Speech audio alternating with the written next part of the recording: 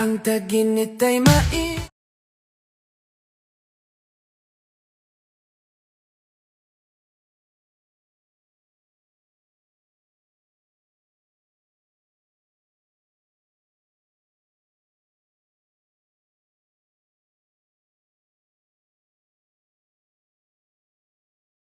Alam mo ba kung sino ang pinakamasakit magsalita? Yung taong mabait. Kapag nagsalita na sila, hindi para makipag-away o makipagtalo. Nagsasalita sila para iparamdam sa'yo kung gaano kasakit ang mga ginawa mo.